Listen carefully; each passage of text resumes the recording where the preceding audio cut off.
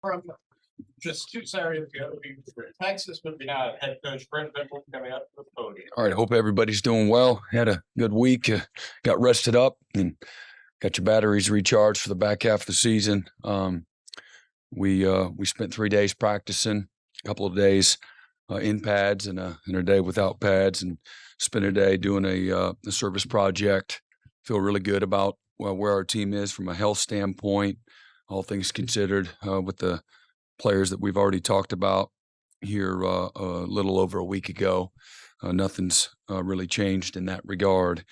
And, I'm hopeful and believe that our team is committed to continuing to improve and get better, stay focused, starve the distractions, if you will, and lock in on what we got to do to get 1-0 this week. Got a very talented and experienced UCF team coming in. I believe on both sides of the ball, they have give or take around 17, 18 seniors as starters. So it'll be a group that has played a lot of football and led by Plumlee, their quarterback, that just a year ago rushed for just under 1,000 yards and passed for around 2,500 yards. Very, very explosive offense. One of the most explosive offenses in all of college football, top 5 offense when it comes to total offense, and a defense that's long and athletic and aggressive. National championship coach and Gus Malzahn. He had a tremendous experience, and as an offensive coordinator, has had lots of decades of success at coaching and developing. And so they've had their quarterback has been out the last several games and tried to come back a couple of weeks ago. And as we know, you lose your starting quarterback. It's hard to maintain the same type of cohesion and things of that nature. So I know that having him back will give them a real charge, and again, going to be a great challenge for our team. So with that, I'll open it up. Questions. Brent, I'm sure the message about maintaining focus is the same when you start 6-0 like it was with some of the early Oklahoma teams that you were part of. But how much do things differentiate when you have social media and with you being a head coach? I don't know that distractions have always been there for young people. So the challenge has been there really since the beginning of time. You're on a college campus, so those are there. To me, every year is different. Depends on your focus and your maturity of your football team, and whether or not they can stay locked in and stay committed to doing the boring, methodical things that it takes to be successful. And my challenge to them is, our structure and our routine has got to be our compass, and it's got to be a sanctuary for them. And how you get ready. They've got to buy into that, not get bored with that, and show up every day with the mindset of developing good habits. Habits don't establish themselves, in the most critical times and the most strenuous situations on a football field. You have to fall back on your habits and your fundamentals. And so I believe our guys they understand that, they believe that, they buy into that. And we've spent a lot of time at trying to nurture that and promote that as well. Personalities on 2000, 2001, 2002 defenses. What do you think they would have been like with social media? I don't know. I don't know. I just, my if I had a philosophy, I think less is more. And we team, that is a very normal habitat for them. And I don't want to major in the minors. I think our guys understand what a focused, committed teammate looks like. And our guys have been good. You're always, don't hold your breath. You're dealing with, again, 18 to 24-year-old young people, and that sometimes they don't have the filter that maybe they need, but adults do the same thing, as well. So our guys are, I think this is a really driven, close football team that they recognize the success that we've had has been because of, the disappointment and the struggle we went through a year ago. And this is a very invested group of young men, and the freshmen and the transfers that we brought in, plugged in from day one. And our older guys have done a great job of leading the football team, and making sure that our guys, are focused on, the right things. Mm-hmm. Yeah, Brent, Gus Malzahn has a reputation for trying some different things, wrinkles, trick plays, things like that. How do you plan to prepare for things like that might get thrown in maybe a little bit differently from other teams? And did you have to deal with anything like that in 17? Do you remember when you went against him? Yeah. He's always, that I think a good coach's deception is part of the game, and that's really in any sport. And it was maybe Sun Tzu talked about, in the Art of War, talking about, again, deception, as something that is utilized on the battlefield.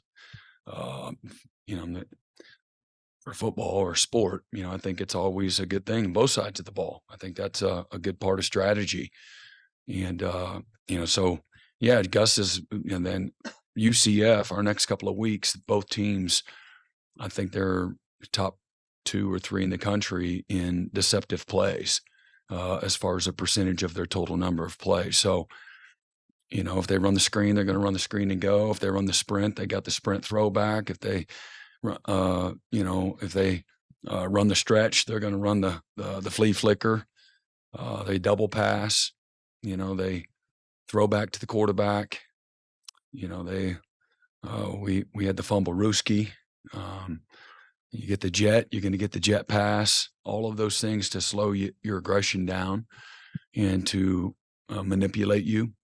And we try to work on that every single week as part of our normal, even if they don't do it, challenge our guys that this is going to be part of their game plan. Doesn't mean you're always successful defending those things. Through the first part of the year, we've had our moments like Cincinnati where we didn't play the screen and go well. And then we've had games like SMU where we defended a lot of trick plays, from fumble Rooski to reverse pass to flea flicker, all those things. So, everybody's going to double move you if you're going to play aggressive in coverage. If you're going to run their big, pop pass team, they'll run the pop pass and go. If they run slant, they're going to run slant and go. And just all those kinds of things. If you're going to be aggressive, and that's part of our process too, to try to, get our guys to play with discipline, within the schemes. Brent, yesterday after practice, Jacob Lacey walked us through some of the medical issues he dealt with since he arrived on campus with blood clots and stuff. What was that like from your perspective to see him dealing with all that? And then how have you seen him once he got cleared? I mean, obviously he missed a lot of practice, a lot of time with the guys, just how he's come back into the fold for you guys. Yeah, no, it's scary, really scary. And just thankful that under the circumstances that it was diagnosed and went through the right protocols to get him healthy. And fortunately for him and for us from a football standpoint, it was the best case scenario when it comes to blood clots. And I think the minimum amount of time, he was one of those percentages that fit into that category. And then between his own mindset and his family's, what he wanted to do, he was very aggressive at wanting to come back sooner rather than later. And then our medical team, they worked together and put together a game plan. And that was all based on, him meeting his certain margins along the way and things of that nature. But to his credit, he stayed active in all the right ways on his own and did what he could between push-ups and things like that. I don't probably know the half of it, but he stayed fresh, and so he was at every walkthrough or practice and things of that nature to be around his teammates. And so I think all those things helped him from a transition standpoint, getting back into the flow of things, where it didn't take him as long as it potentially could have. Zach late in the Texas game. Is that just one of those moments that when you all know that backstory, is it hit a little different? Be honest, it hit different because it was in the Cotton Bowl in a 2-minute situation. And they end up kicking a field goal on that drive. So that was a big play within there. But, Jacob, one of the things that makes him a really good player is he plays with great fundamentals. And that's it's not the scheme that helps these guys make plays. It's the ability to execute at a high level with precision and timeliness and the fundamentals that you ideally want. The planner scheme's only as good as the players that are executing it. So, but they're good for him, a really big moment for him. And certainly if you go back and reflect on it now, who would have thought? Because I'll be honest, when he got the first initial diagnosis, you hear the doctors and you hear, okay, here's kind of the plan, but you're really, for our staff, our mindset was, all right, we got to move on without him and plan on him not being able to make it back, plan on him. There'll be a potential setback. We certainly didn't relay that to him, but that's just, part of our responsibility.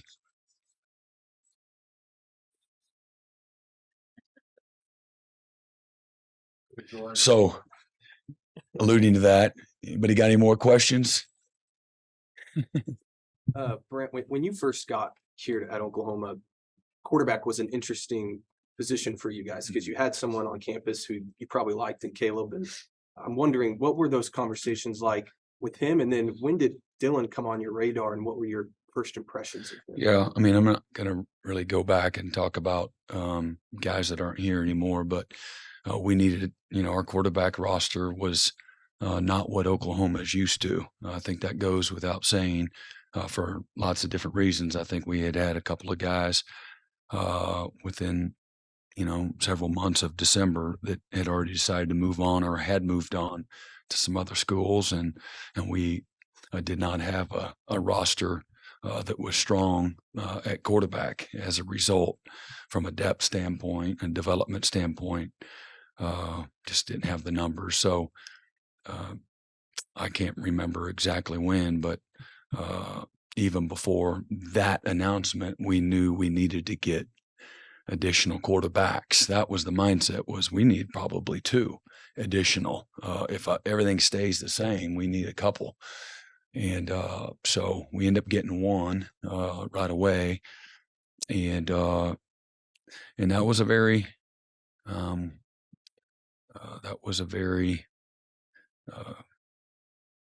pressurized moment, if you will, for Dylan and for Russ. And then he had to have a lot of trust and faith and belief, and knowing that he had never met me. I FaceTime with him and, hey brother, here's the situation. I visit with him and his family, and I know you're supposed to be going to college tomorrow, or maybe it was 2 days away. And but here's our situation. And obviously Jeff's relationship, lend credibility, to, some of their conversations and the things that we were, laying out there for him. So, next thing you know, he had a few questions and we answered them as well as we could under the circumstance. Some of it you just didn't know, but I told him I couldn't make any promises about who was going to be here, who wasn't. I was going to try to keep the roster as is. So he'd have to come knowing, that I wasn't going to be misleading and things of that nature. I want him to come here and feel good about his opportunity. And he bet on himself. When it's all said and done, he bet on himself and bet on his relationship with Coach Levy, and it worked out really well for all of us. Tape on him? Oh, yeah. Been familiar with his game? What stood out when you watched Just a baller, and of course I knew of Dylan Gabriel, having been in the Southeast, and there was another quarterback, Mackenzie Milton, that had transferred to Florida State. So I kind of knew those dynamics of what was going on. Florida State was a big rival. So, and then fan of a Josh and Jeff both and their situation there. And so I've always been paying attention, and this Gabriel guy's pretty dang good, and so, and then of course we watched his video too, let's just get familiarized, with here's the guys that maybe we're looking at. And let's go to Ryan, and let's keep ourselves to one question so we can get through everybody. Brent, you've prepared for a couple of really electric rushing attacks so far this season. You see us in the top 5. What makes their challenge of bottling them up unique as opposed to maybe like a Cincinnati that's a top 10 team rushing coming? Yeah, just different styles, different, a little more option principles. But the similarities are the run with the RPOs, and then, but Coach Malzahn has a depth of experience systematically, and then he's got the right players. He's got explosive playmakers at tailback and at quarterback and at receiver to help all of it work.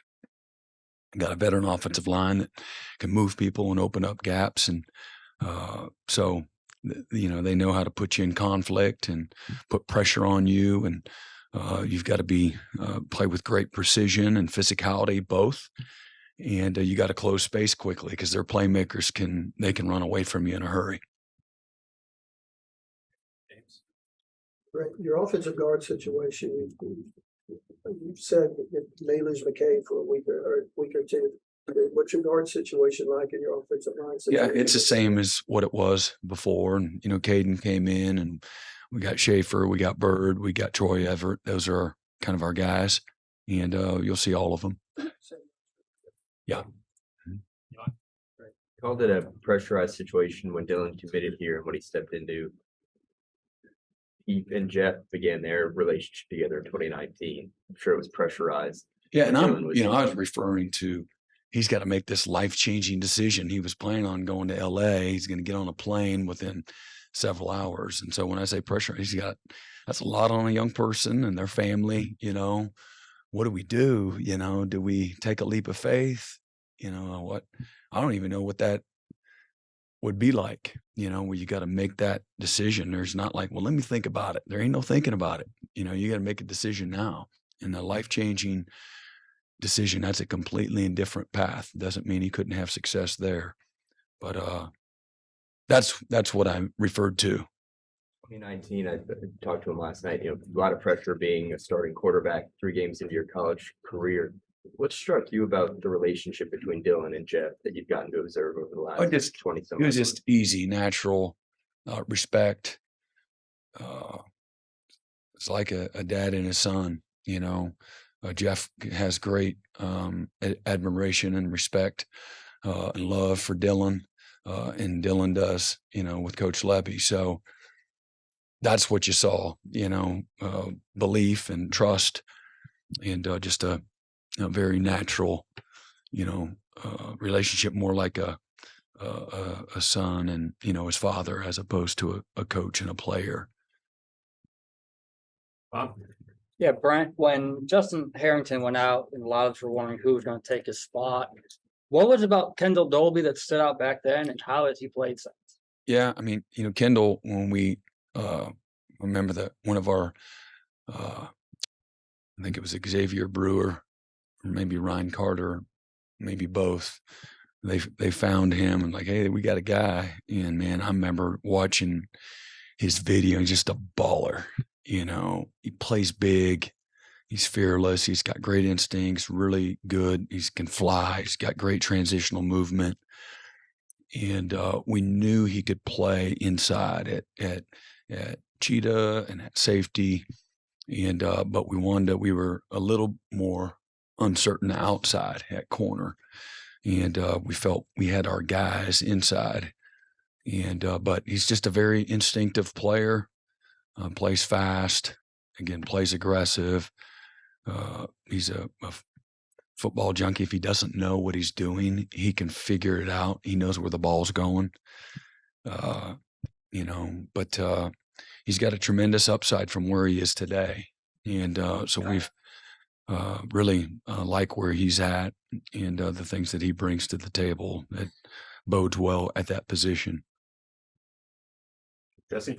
Hey Brent, wanted to ask you about Ethan Downs. Just seems like he's developed into a consistent guy for you guys. He leads the team in sacks. Just what has stood out to you about the way he's played this year? Maybe where have you seen him grow the most from last season to now? I thought maybe last year it was paralysis by analysis, just overthinking things and just not turning it loose.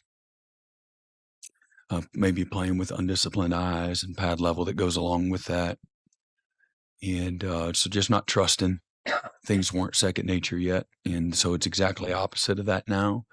And he still has tremendous upside. To me, he's still not anywhere close to what he can be.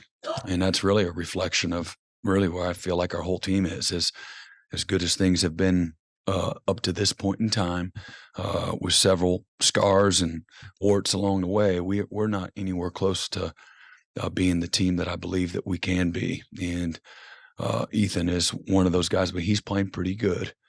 And, had an excellent outing. And it's a lot of little things. It's not necessarily team related to the opponent. It was really some of just football, understanding football, run, play action, our scheme within, what we want to do. And, but he's coming on and is playing a little more free, as opposed to having a burden of just overthinking things that sometimes young players play with. Aaron? Right, your last play down in Dallas was their Hail Mary that you guys handled just fine. There were a couple of those situations over this past week where it didn't turn out so well for the defense, and it got me thinking about maybe a coach reps that more than he might think because of situations like that, or maybe it's such an unusual play you're relying on guys to just rely on faith as much as anything, guys to make a play in an unusual scramble situation, defending a Hail Mary. Where do you fall on that? Yeah, no, you have to work it. And it's like everything. If, you look at their personnel groups and they major in 11 and 12 personnel, and then they play some 22 and they play some 23, you spend the majority of your week on the 11 and the 12. And, that 1 or 2% of the time of all the reps during the week on their other areas. And that's an area that we watch, weekly, and you work it. There is a strategy to it. You got guys in that back end that are supposed to be doing certain things. Sometimes they do a good job of it, sometimes not. And, but you got boxers and scrapers and things like that. There is an actual strategy to it. And there's a strategy to the rush. There's a strategy to all of it.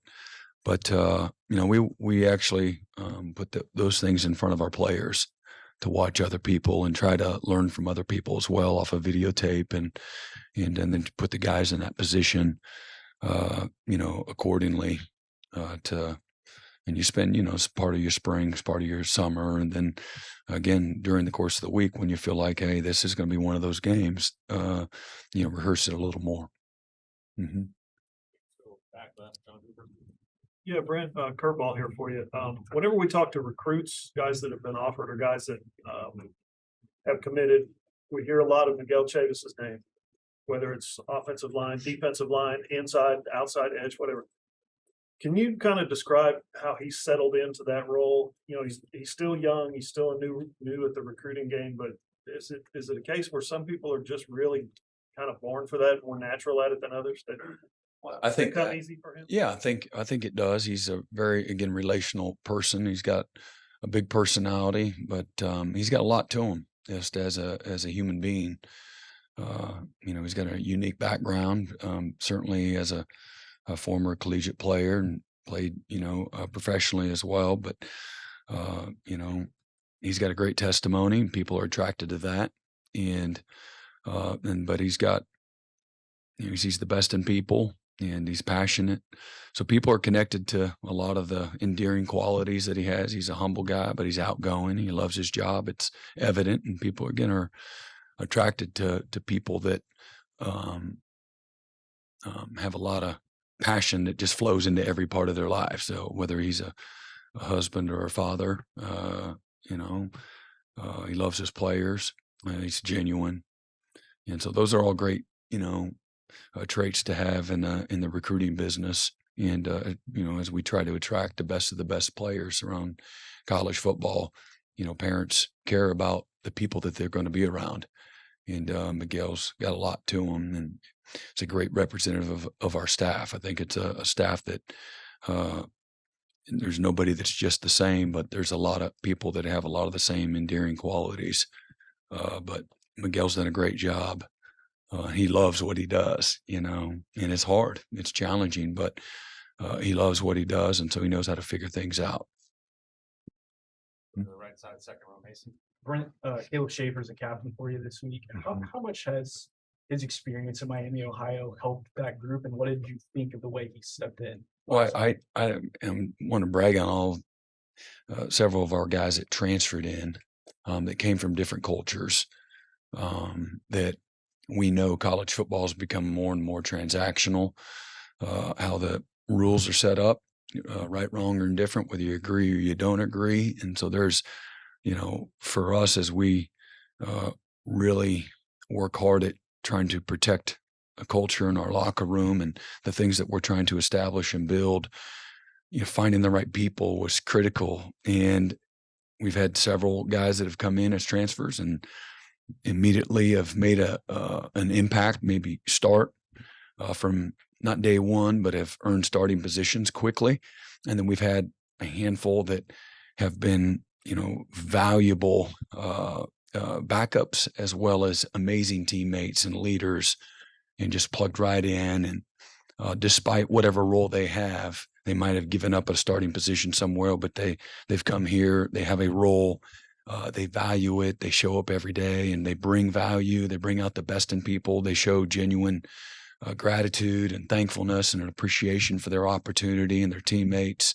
And it makes a world of difference. And that's really how we've built this football team. And Caleb is a fantastic example of that. His perspective is always spot on, and he has amazing perspective. He's thankful for everything. And it starts with probably when he leaves his apartment in the morning, he's got a thankfulness to him. And that transcends to every other part of his life, and certainly as a teammate. So whenever he's gotten the opportunity to get in the game, he's got in the game. He's done very well. And he's earned more of an opportunity and plays on the games. He plays really well. Coach Beadenboda, if he was up here, true serum, he says, something he does, he kind of, pisses me off at practice, but he gets in them games and he can play. And I think it goes back to his experience, and he was well coached at Miami of Ohio. Those teams in that conference, man, they know what they're doing. And so he came in here with a lot of a good foundation from a playing standpoint, and has done really well. Really proud of Caleb. That's everything. Do you have any more questions? Follow up for front. So the Joe Moore Award midseason honor roll came out today, and UCF as one of the 23 offensive lines that was mentioned. What is it specifically about their group that presents a challenge for your defense? Yeah, what are they ranked here? A number 3 rushing offense in college football. So that's the number one thing. And I know you know the answer to that question already, but they've been fantastic. They've protected the quarterback. They're running their system very well. They, whether it's double teams or the zone game, the gap schemes, it's the wildcat, it's protecting the quarterback. They're doing a great job. They've got great cohesion. Their experience shows with the consistency that they're playing at. And if I gave them a compliment, that probably the best one, and that's what coaches want to see, is the consistency. They're not turning guys loose. They know how to target you. They know how to handle the different looks and things of that nature. So they're playing in a very cohesive way. Back right, Clay. Yeah, Brent, what do you think beating Texas has done for the players in terms of the way they look at themselves? I wonder if, this was practice 2 weeks ago, this is practice after we beat Texas. Do you detect, is there a difference? Is there I don't personally detect anything. What you hope and your coaching experience would say, this is for everything that we went through, and, the previous, first 12 months. Success requires disappointment and struggle. And we certainly have had a lot of that those first 12 months for the group of guys that were here for those first 12 months. And so for me, it probably validated their hard work, affirmed their hard work, affirmed and reinforced how we do what we do. And it's not just that game, but I do think that we knew going in that, all right, this is the best opponent that we've played up to this point in time. And, this is where you kind of see where you're at.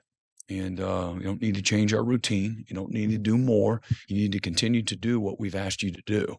And this is what it takes. This is what it looks like. And so, that lends credibility to systematically how we do what we do. Maybe individually, if they came up, maybe they would say they've got more wind in their sail, this back half. I don't know. I don't ask them that. Hey, do you feel any extra better? I'm just kind of, not that you're asking me that way, but my hope is that it lends credibility to the hard work that we ask of them every week and what the game requires, what it takes to be able to be successful. And I think some of the last reminders that you tell them, look, fellas, we got to play well. You don't have to play perfect. And as Texas will probably say the same thing. We left a lot to be desired, but situationally in some different moments, man, we were fantastic. So, there's probably some young guys that maybe still have seeds of doubt. That's a very normal thing in a locker room, and so maybe they come out of there with a little more confidence in themselves and in one another. And you got to go through stuff. You got to find your identity through it all and through all the strain of game day. And certainly that game had all those moments. Both bad and good. But it takes all of it, to have a sense of urgency when it's time to work on punt protection. I told you the fundamentals, you're going to get exposed if we don't fix X, Y, Z. And those pressurized moments, you get exposed. That's what game day does. We try to create an environment that's like that at practice. And we do a lot of good on good and get guys exposed. They need that to have humility and to learn the value of developing great habits and the right mindset and the right fundamentals. And, game day, hopefully going through the fire reveals, the quality of your work. And there's been a lot of work that's gone into getting to this season for team, 129 and even reflecting back, it's not just, that game, but it's really, you look at each game and we've won different ways.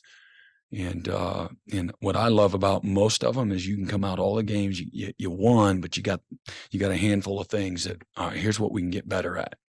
And the guys have bought into that. It's, when I say it, I'm always pretty guarded, looking for guys that are rolling their eyes or don't believe, what, we're putting in front of them. And I feel like there's tremendous buy-in. There's belief and trust and I believe good teams and really good players, that's what they want. They want the truth and they want to get better and they have humility and they know they're not where they want to be.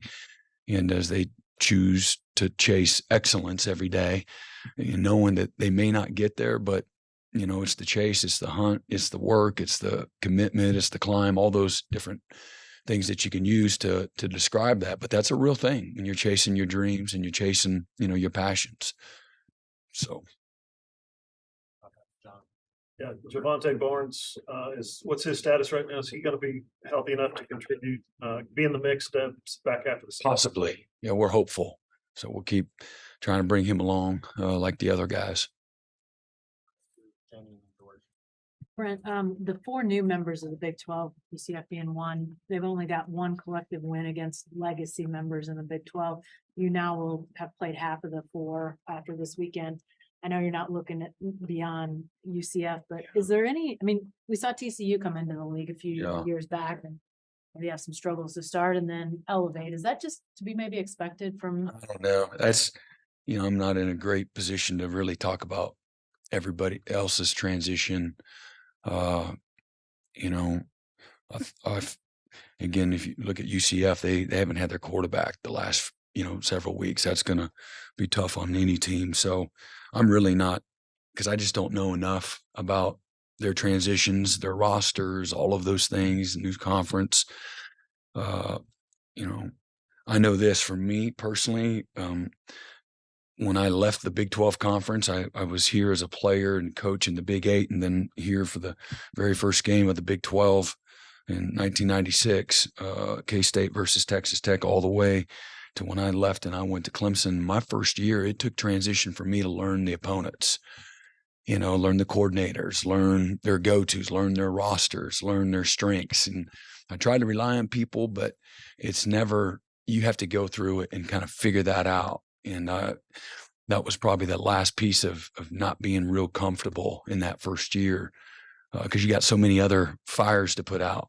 And like when, even for us here a year ago, we had this new roster. You don't know what you don't know. And again, you kind of, sometimes you think you might know, and then you got to go through it and you start figuring stuff out. Well, that ain't no good. We're not putting him in a good position. He can't do that, or, whatever, there's so many issues that we went through and as coach and scheme and things like that, there's going to be naturally some kind of a transition that none of it would probably be easy. My experience would be, but all talented teams with great histories and tradition and really good coaching and good players across the board. Brent, the corner depth, the injuries have been an issue. How are you feeling about that group heading into this game? Do you Yeah, I think feel we're pretty healthy there now, and so feel much better. you anticipate Walker and Vickers and Wagner being available? Yeah. Thanks, Coach. Yep. All right. Y'all have a good one. That was a good